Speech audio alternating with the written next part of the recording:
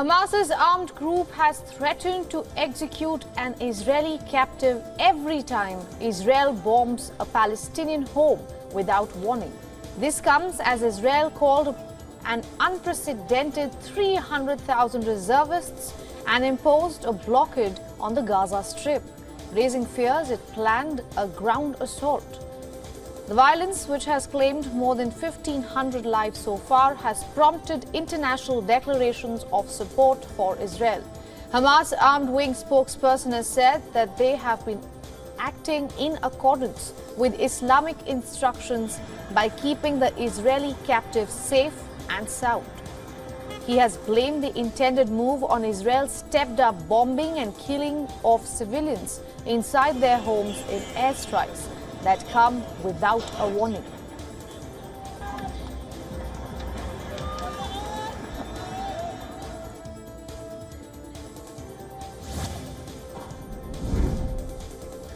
Residents in Gaza City are fleeing as Israel continues to strike Gaza early in the morning following the devastating weekend attack by Hamas. Dozens of people in Gaza City of Ramal neighborhood fled their homes as explosions lit up the skies. Gaza's health ministry said that at least 687 Palestinians had been killed and 3,276 wounded in Israeli airstrikes. Apartment blocks, a mosque and hospitals were among the sites attacked. According to media reports, the strikes also destroyed some roads and houses. The violence has prompted international declarations of support for Israel and appeals for an end to the fighting and protection of civilians.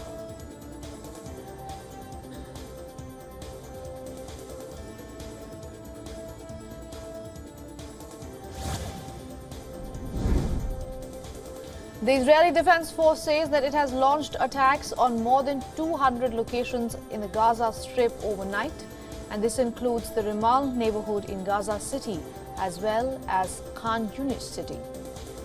The military said that the locations hit included a weapons storage site inside a mosque as well as an apartment used by Hamas's anti-tank guided missile forces. Now, the army had previously said that it had regained full control of the Gaza fence that was breached by the Hamas gunmen who infiltrated into southern Israel on Saturday.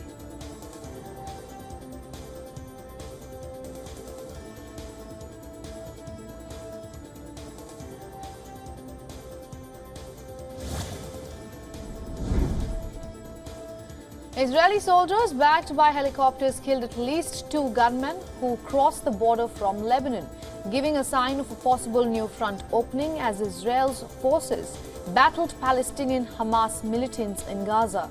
However, a Hezbollah official said that the group had not mounted any operation into Israel, while officials from Palestinian Islamic Jihad also denied involvement. Some residents of southern Lebanon said that they were leaving homes along the border with Israel amid heavy shelling that had so far pounded the outskirts of towns and villages. A series of incidents over the past months had already elevated the risk of escalation along the Lebanon-Israel border before the fighting erupted between Israeli forces and Hamas.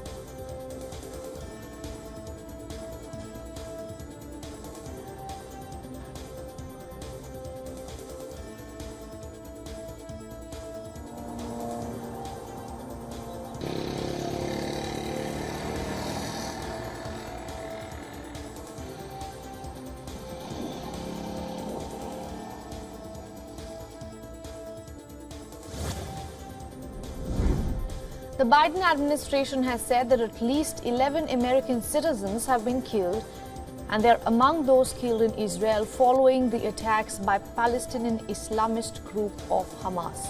The administration has also expressed that Washington believes it is likely U.S. citizens are also among those being held hostage by Hamas. In a statement, Biden said that the United States was working with Israeli officials to obtain more information as the whereabouts of U.S. citizens who are still unaccounted for. The US president has said that he has directed his team to work with Israeli counterparts on every aspect of the hostage situation. Now, this effort includes sharing of intelligence and deploying experts from the US government.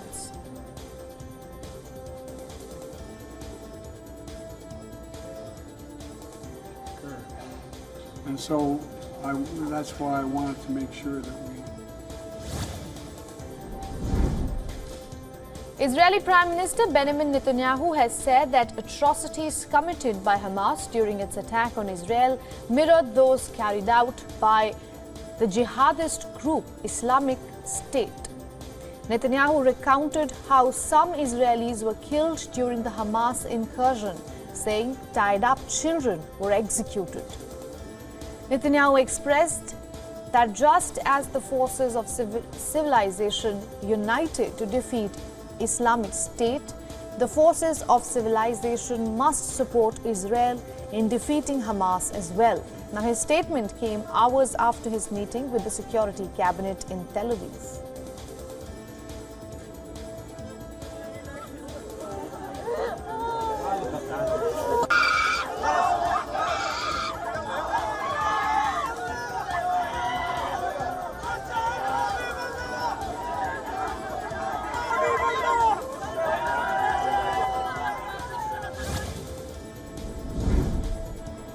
The European Union has announced that it will not suspend payment of development aid to Palestinians. This came after an earlier announcement said that it would freeze all aid payments as it was met with widespread criticism after stating that it was putting all $728 million of development aid to Palestine under review. The EU later said that it would review payments to ensure that they are not being misused. The bloc of European nations offered no explanation for the reversal. The EU announcement opens a debate that has long been a concern for Israel. Outside funding for Palestinian causes, the EU has previously faced criticism from Israeli officials about its funding for Palestinian organizations.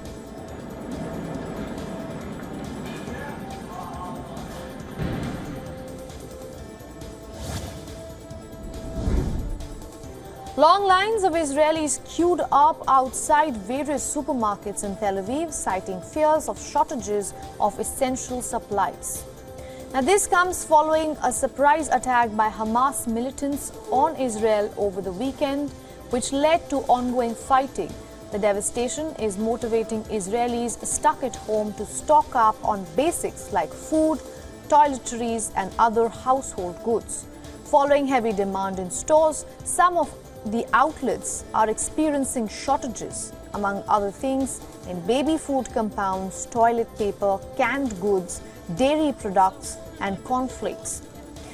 One of the biggest problems is that the stores are facing a staffer shortage as well, with some employees called up to do Army Reserve duty. Meanwhile, others are forced to stay at home with their children because schools are currently closed.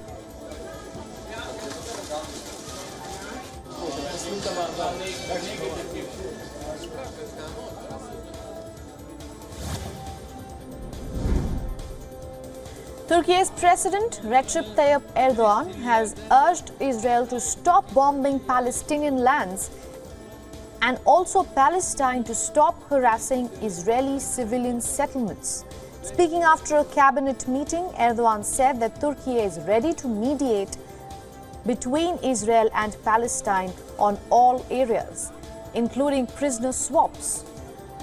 The Turkish president added that he spoke to Palestinian leader and Israeli president earlier in the day and expressed his sadness over the deaths of civilians on both sides. He has also warned against steps that would escalate tensions further, adding that Ankara would intensify diplomatic efforts to stop the fighting. Erdogan has said that Turkey is preparing humanitarian aid for Gaza.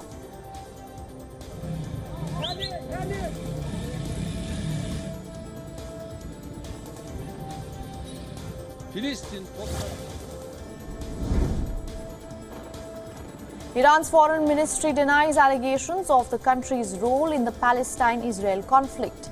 Israel's foreign ministry expressed that Palestinian people are capable of defending their own rights and resisting Israeli occupation. Speaking at a press conference, Iranian foreign ministry spokesperson said that the Palestinian people's resistance movement against Israel is legitimate and called on Islamic countries to support Palestine and Hamas's cause.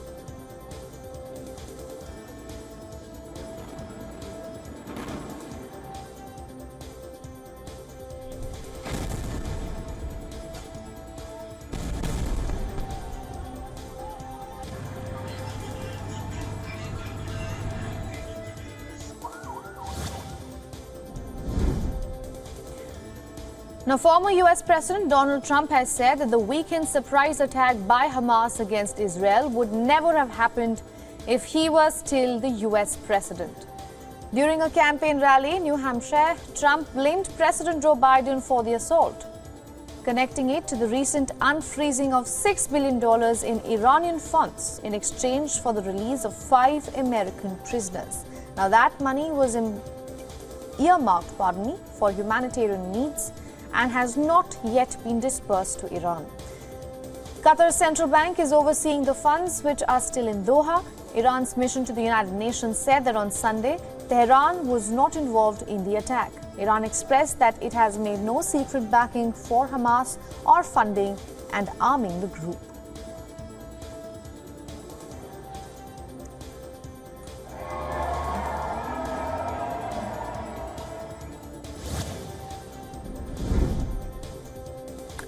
Now, Ukrainian President Volodymyr Zelensky has said that it was in Russia's interests to stoke war in West Asia to weaken global unity. Zelensky has also said that Moscow's Iranian friends were openly supporting those who attacked Israel. This comes as Ukrainian forces have made small gains over the weekend along multiple points of the front line, as quote-unquote heavy rain threatens to slow down Kiev's counter-offensive. The Ukrainian president also spoke to Netanyahu on Sunday to reiterate Kiev's support for Israel.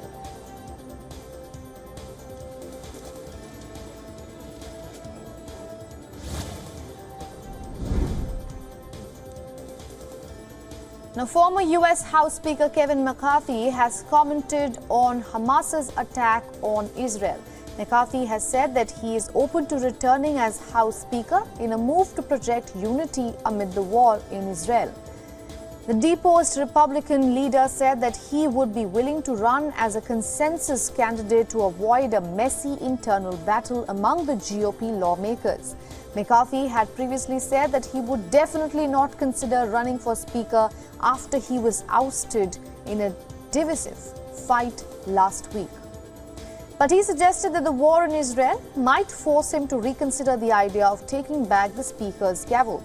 Now, Republican lawmakers are expected to vote on Wednesday for a potential replacement for McCarthy. After the war broke out in Israel, a handful of Republicans floated McCarthy as a possible unity candidate.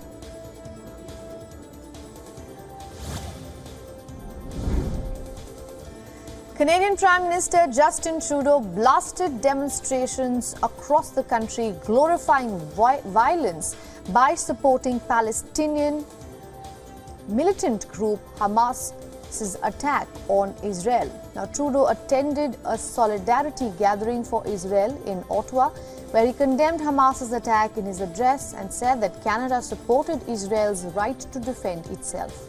Now, political leaders from across the spectrum in Canada have also expressed support for Israel. There were competing demonstrations and rallies through Monday by different groups across Canada. In Toronto, where some thousand protesters gathered in a demonstration organized by a group called Palestinian Youth Movement.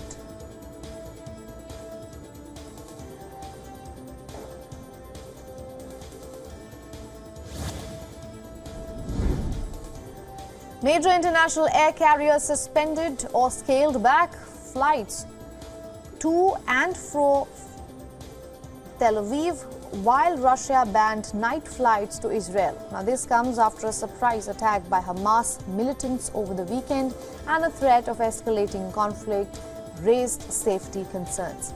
Many European airlines have also cancelled flights. However, Israel's national carrier was the exception. It added more flights to bring reservists back from around the world to assist in the country's biggest mobilization in history.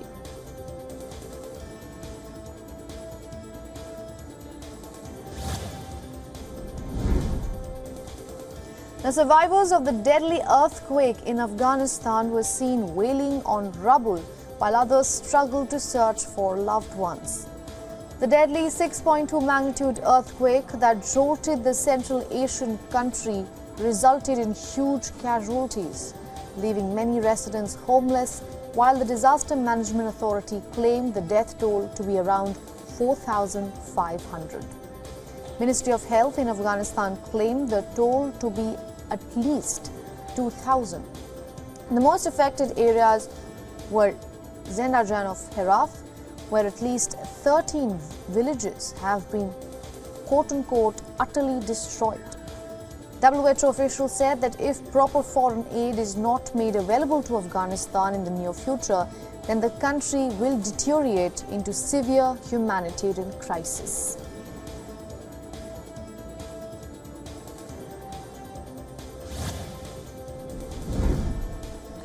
Iran and Sudan have agreed to resume their diplomatic relations after 7 years of estrangement. According to a joint statement by the Iranian Ministry of Foreign Affairs, the Islamic Republic of Iran and the Republic of Sudan have decided to resume their diplomatic relations. The two countries have agreed to expand joint cooperation in various fields in a manner that would serve the interests of the two countries, people, and ensure the security and stability of the region. Now, Sudan severed diplomatic ties with Iran back in 2016, following Saudi Arabia's move to cut ties with Tehran in the same year. This came after the kingdom's embassy in Tehran was attacked.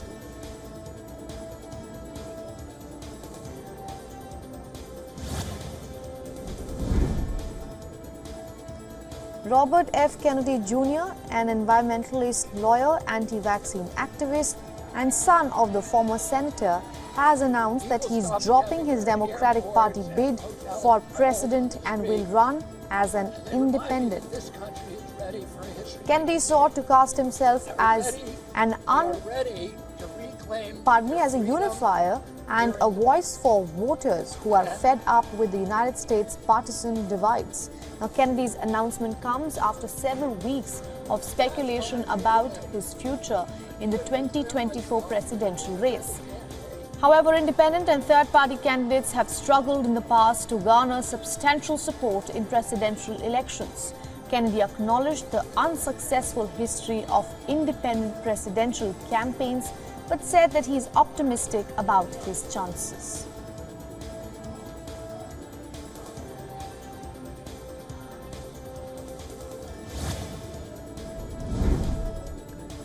Guatemalan police fired tear gas at protesters amid demonstrations demanding the resignation of authorities from the Attorney General's office.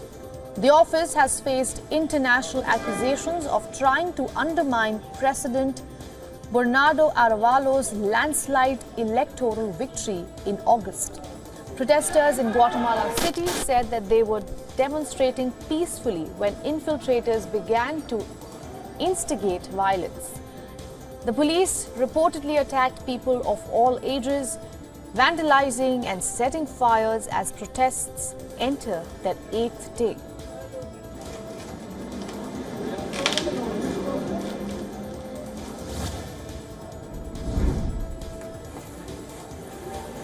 According to a new research, billions of people could struggle to survive in periods of deadly humid heat within this century as temperatures rise, particularly in some of the world's largest cities. The study looked at various warming scenarios from human-caused climate change and modeled how many hours or days of potentially lethal humid heat global populations would be subjected to. It found that around 750 million people could experience 1 week per year of potentially deadly humid heat if temperatures rise 2 degrees Celsius. The world has already warmed about 1.2 degrees Celsius above pre-industrial averages due to the production and burning of fossil fuels.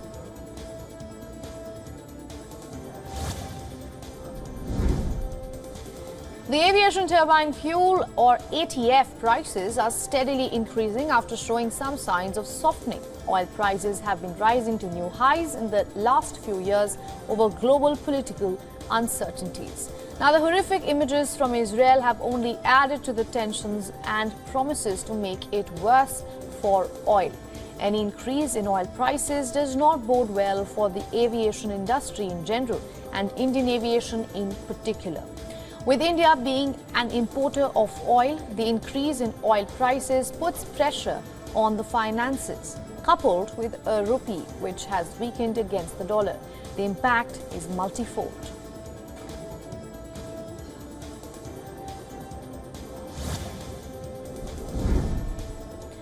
A Reuters poll found that Indian retail inflation likely eased to 5.50% in September. That's within the Reserve Bank of India's tolerance band of 6%.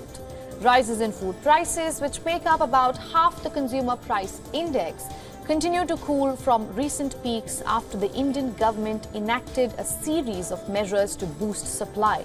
However, rising crude oil prices are also likely to keep inflation elevated in the world's third largest oil importer.